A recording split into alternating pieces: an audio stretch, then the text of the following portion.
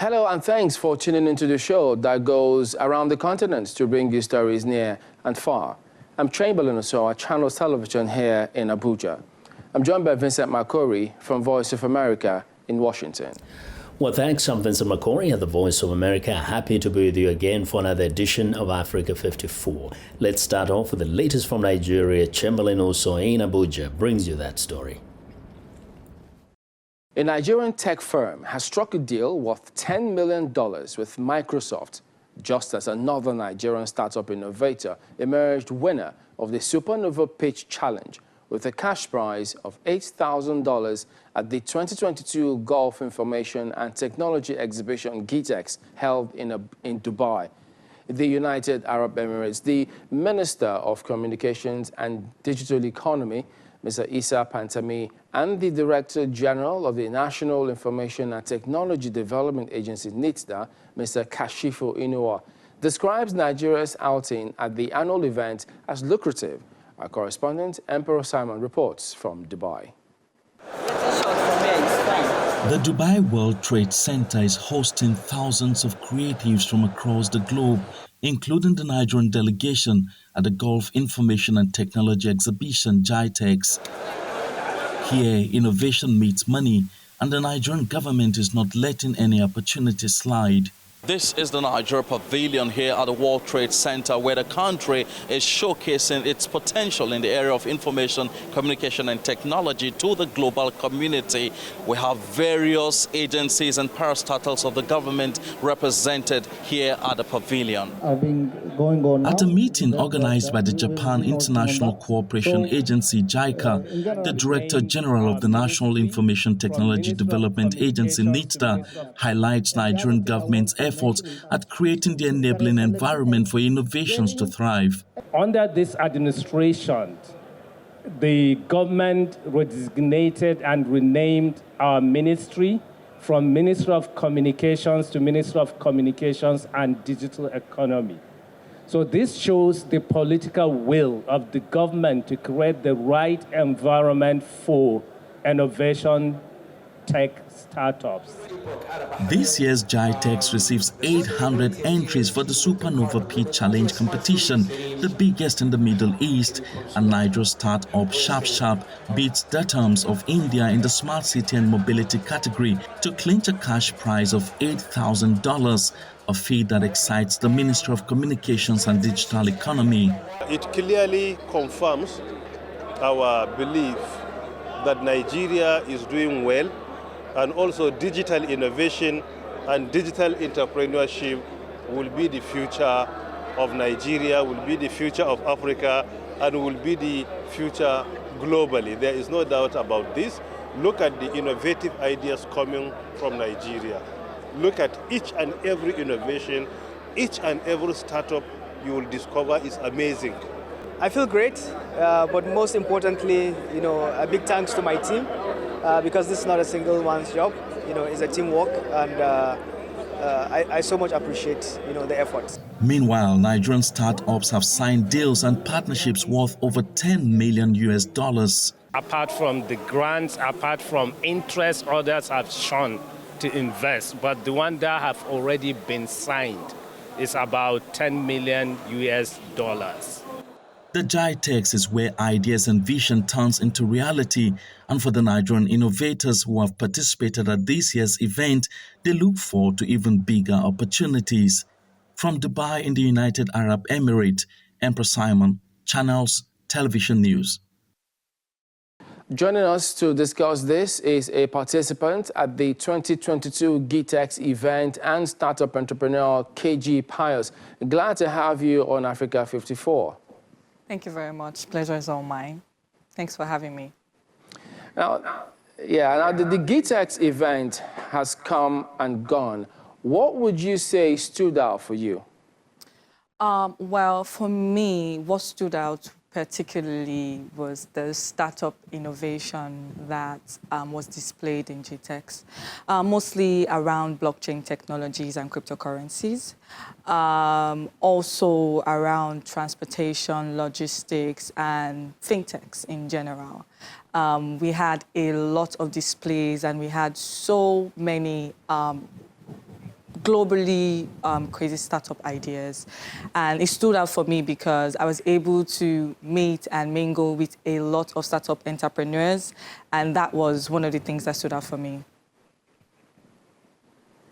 All right, so during this year's exhibition, some Nigerian startups signed deals and partnerships worth over $10 million US. A startup innovator was winner of the Supernova Pitch Challenge, clinching a cash prize of $8,000. Do you see this encouraging other Nigerians aspiring to be startup entrepreneurs like you? Yes, of course. First of all, I want to say congratulations to the winner of the Supernova Challenge. Is a personal friend and a business. We're all in the same startup umbrella together, so congratulations. And yes, winnings like this just makes startup entrepreneurs like me want to do more in the industry, because it's in some sort of way pushes us to be a better version of ourselves and our product. It encourages us to do more. It shows us that all the effort we're putting into building things for ourselves, our community, and our continent doesn't go unrecognized. So, yeah. I mean, naturally, the next natural question will be, how do we then promote innovation in Nigeria? As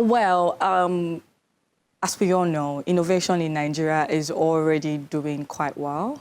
I think one of the things we can do to promote innovation in Nigeria is to dial down on regulations a bit, or try to create regulations that are very startup friendly.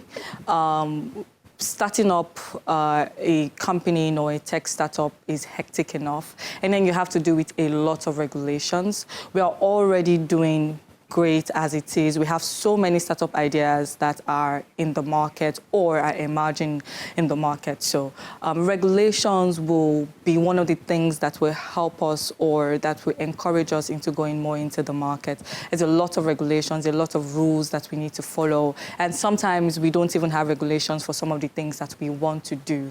So I think one of the ways to promote the startup industries in Nigeria is to find a way to create a less rigorous process for getting regulations for our startups. Will you see more women in the tech ecosystem then?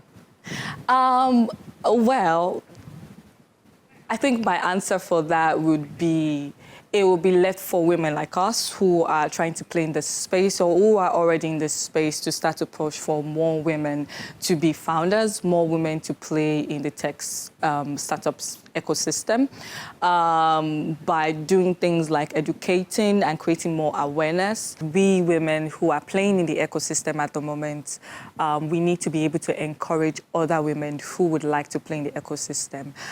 For example, I'm a startup entrepreneur and a founder, and I'm trying to build one of the biggest KYC system in Africa. And I think that my limitation is in my mind, not because I'm a woman, or not because I'm not a male founder. My limitation is right in my mind. There are other ways to play in the tech startup industries. Aside being a founder, aside writing codes or being a software engineer, you could play in marketing, you could play in growth, you could play in branding, and you could play in other aspects of a startup ecosystem that isn't necessarily tied to writing codes. And for those people who want to become tech founders, the truth is there's no limitation for you. As long as you have a great idea, you can always ride on it and always find partners to help you build up your ideas. You know, there's an illusion that you have to know how to write codes for you to work in a tech startup, and that isn't true. We have other arms and other roles that women can play in a tech startup: marketing, growth, operations, HR, and so on and so forth. So it's left for us to start to preach the word and start to see how we can encourage more women to join the tech startup industry, basically. All right, then, KG Pius, startup entrepreneur, thank you for joining us today on Africa 54. Thank you for having me. We want to know what you think about Africa 54 and the stories we cover. Join the conversation on Facebook. The address is Africa 54, and check out our headlines 24/7 on voaafrica.com. After the break, a taste of green gold for China. As fresh avocados from Kenya hit Chinese markets, some say it's a step towards evening out a trade imbalance between the two countries. Welcome back to Africa 54. I'm Vincent McCory in Washington. Chinese consumers will now have an opportunity to taste green gold, fresh avocados from Kenya. Some say this latest trade development is a boon for avocado producers and a step toward evening out an imbalance between the two countries. But some economists say more needs to be done. Kate Bartlett explains. In an orchard near Nairobi, Kenya, Jonathan Kipruto oversees 3,500 farmers contracted by the packhouse Kikuzi. He says this year's harvest has been good. We have produced a good volume of the avocados. We've done about 9 million kgs of exportable avocado. Some of these avocados will travel thousands of kilometers from East Africa to supermarket shelves in Shanghai and Beijing. In 2019, Chinese regulations allowed only frozen avocados to be imported from Kenya because of fruit fly concerns. Now the country has been cleared, and Kenyan farmers hope that what's sometimes called green gold lives up to its name. The regulation change, a milestone for the Kenyan crop, puts the two countries one step closer toward addressing their trade imbalance. Chinese market is really important. It's quite small at the moment in comparison to Europe, but there's a huge potential. Kikuzi's UK-based majority stakeholder, Camellia, paid millions of dollars last year to settle claims of human rights abuses by guards on the Kikuzi estate. Some British supermarkets cut ties. Despite such allegations, Kikuzi was the first Kenyan company to ship fresh avocados to China. The manager of Sunripe, another packhouse exporting to China, says large businesses will not be the only ones to feel the positive impact of more fresh avocado exports. The benefits from the China markets will still trickle down to our farmers, the small-scale farmers. But some Kenyans have criticized the high tariffs, an import duty of 7% placed on the avocados, saying it will make it harder for Kenya to compete with avocados from countries like Mexico and Peru, which are tariff-free. The Chinese embassy in Nairobi did not reply to VOA's request for comment. Even with avocado exports, Kenya continues to experience trade imbalance with China, and it's not the only one on the continent. There's been a bone of contention between the continent and China for quite a while.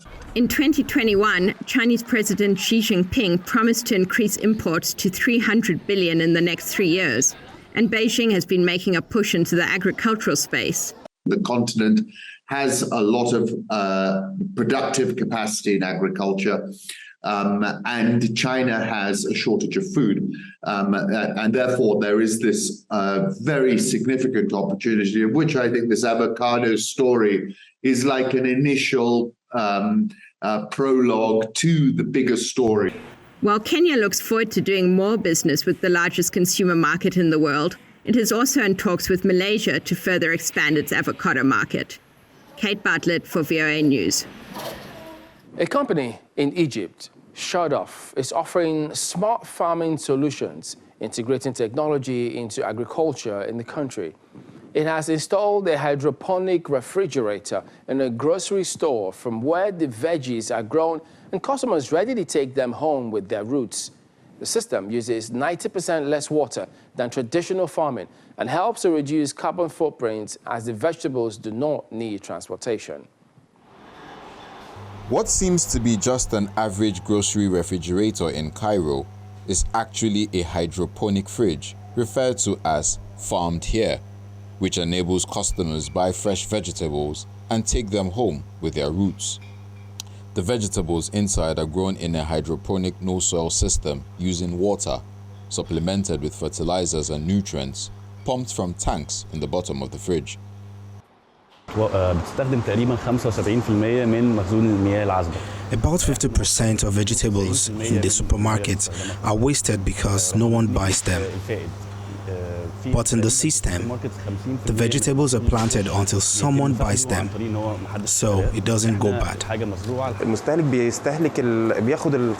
The consumer takes it fresh and can keep it fresh for another week or 10 days to use at home. The company says the system uses 90% less water than traditional farming and is plastic-free, which minimizes food waste. It also helps reduce the carbon footprint, as vegetables do not need to be transported. Skadov works on a variety of projects to integrate technology in farming and help face climate change. The company also plans to expand the project to other grocery stores. Russia's war on Ukraine has seen scores of hospitals and clinics bombed and frequent power cuts that can turn off life-saving machines. Medical aid groups are using a Kenyan-manufactured breathing device for premature babies that works without electricity, helping save vulnerable newborns in countries affected by conflict. Victoria Munga reports from Nairobi, Kenya. At this newborn intensive care unit in Kisumu, Kenya, nurses keep a close watch on at least a dozen babies who need oxygen support. Staff at the Jaramogi Oginga Odinga Teaching and Referral Hospitals say this device brings some relief to those in respiratory distress like this 6-month-old baby. The device is a bubble continuous positive airway pressure system, or BCPAP. It has helped us a great lot because before we had the machines, there were babies who needed the CPAP, but we were not able to initiate. We were just using the normal oxygen. Yeah, but currently we have seen that there are babies who improve very well when we initiate on CPAP. The device continuously delivers pressurized oxygen, making it easier for babies in respiratory distress to breathe. Workers say water bubbles in a jar signify the user is breathing right. The device is being manufactured in Kenya. Reviral Healthcare, a manufacturer in Kenya's Kilifi County, and the US-based Vayu Global Health Foundation took on mass production of the devices this year.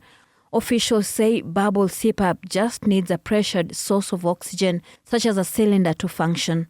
So once you have a continuous flow of 100% pure oxygen flowing in, the blender, which is the magic of the entire device and is literally where the magic happens, is able to pull in ambient air from the outside as well. You can then adjust this oxygen concentration between 30% to 100% before being delivered to the baby. This blended air can be filtered, is humidified, breathed in by the patient, and breathed out, and then there's a pressure generator jar which controls the pressure and keeps the baby's lungs open. Newborns are bearing the brunt of at least 400 attacks on hospitals in Ukraine, according to the World Health Organization, as the Russia-Ukraine war continues. Premature babies born in the war are being supported with the devices. In August, WHO acknowledged that at least 25 facilities across Ukraine, 17 of which are perinatal centers, are using the bubble CPAPs provided by donors. Officials say the device provides a non-invasive way of supporting newborns who are struggling to breathe. Doctors say oxygen blenders prevent lung and brain damage while giving babies pure oxygen. Its inventor, American Dr. Thomas Burke, told VOA that investing in the health of vulnerable newborns is key to controlling infant mortality. People actually need to make budgetary commitments, and it means that health systems have to prioritize babies. I have found in my 2.5 decades of work on maternal health that there's sometimes a lot of talk around saving a mother's life, but at the end of the day, people aren't oftentimes willing to put finance behind saving a mother's life. The BCPAP devices are available at a cost of $400 in Kenya. The system is being used in at least 20 countries in Africa, as well as Belgium and the United States. Nearly 1 million infants die annually from respiratory problems in low and middle-income countries, according to the WHO. Advocates say more of the life-saving machines are needed around the world. Victoria Amunga for VOA News, Nairobi. Kenya's avocados or Trendy Superfood, the demand for avocados has soared globally in recent years as consumers become aware of its benefits. Kenyan farmers are now switching from maize to avocados as universal demand, changing weather patterns, and better prices make the superfood more attractive in the country. Albert Gumo, like other small-scale farmers in western Kenya, has traditionally grown maize, but he's one of many who have reportedly switched amid soaring global demand to avocados. Against the backdrop of poor sales for maize and changing weather patterns, avocados offer better prices, better yields, and can be harvested continuously for 8 months of the year. I started harvesting about 5 weeks ago. The first harvest, I got 6,000 Kenya shillings. The second harvest, I got 11,000 Kenya shillings. This third harvest, which is today, after 8 weeks, I probably am going to get 30,000. He's one of 5,000 farmers working with Ibrahim Simiyu, a retired electronic engineer who started a business in 2018 promoting avocados for export. Simiyu also trains farmers on how to grow quality crops. Like many of those farmers, we also had to diversify from maize to avocado, mainly because we understood and believe that avocado has got better returns on investment in terms of cash than maize does. That's not to say maize is not important. Kenya is now Africa's biggest producer of avocados. It exports about 80,000 metric tons annually. From the farm, the produce ends up at plants like Mo Farm Fresh Fruit Exporters. There, the avocados are cleaned and packaged before being shipped to markets in Europe, the Middle East, and elsewhere in Africa. Clarice Wambui is a pack house manager at Mo Farm. Our biggest market right now for the Hass avocado is in Spain, and also some quantities they go to the Netherlands. For Fuerte we do the Middle East and also Egypt. And also we have some quantities which go to Turkey. Kenya has also ventured into the Asian market. In August this year, it became the first African country to export fresh avocados to China. A multimedia exhibition of African American culture in the western U.S. state of Colorado includes works by an artist who found new direction during the coronavirus pandemic. VOA's Scott Stearns has the story from Denver. In an exhibition of fashion and portraiture celebrating African American culture, collage artist Yaz Atmore says there's no filter between what she's feeling and what she's showing. All of my art is whatever emotion I'm going through at that time. So if I have a freedom piece, I have a freedom piece where there's tons of butterflies coming out of the chest, and it just kind of represented this freedom that I can experience and this transformation that came with that. Atmore's work was on display in a Denver arts and venues show curated by Shanna Shelby. I'd love to celebrate her. She brings collage and portraiture together in such a beautiful way, and layering. And also what I love about her is she has a whole line that celebrates Black women that are important to her, whether personal or professional. And it's so beautiful. Her style is so beautiful. The former middle school art teacher says the coronavirus lockdowns pushed her to focus more on what she wants to do and what she wants to say. The pandemic really birthed that for me, where it forced me to slow down, like all of us. It forced us to slow down, really think about who are we, or who do we want to be?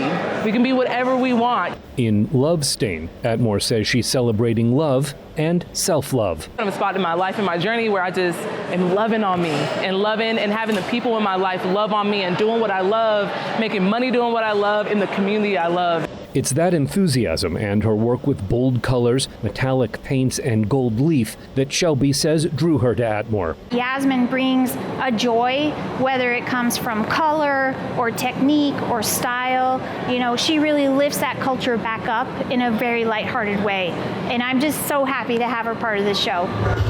With local fashion and contributions from a Nigerian pencil artist, the exhibition included Atmore's work Eden, about each of us finding within us a divine purpose. The inspiration was around the Garden of Eden, right? And kind of just like, yo, stop trying to be what people want you to be.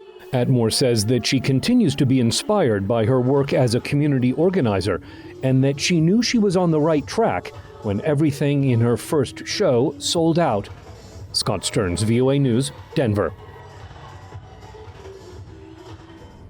Well, and that's our show for today. You can find all the continent's top news and world news online at voaafrica.com.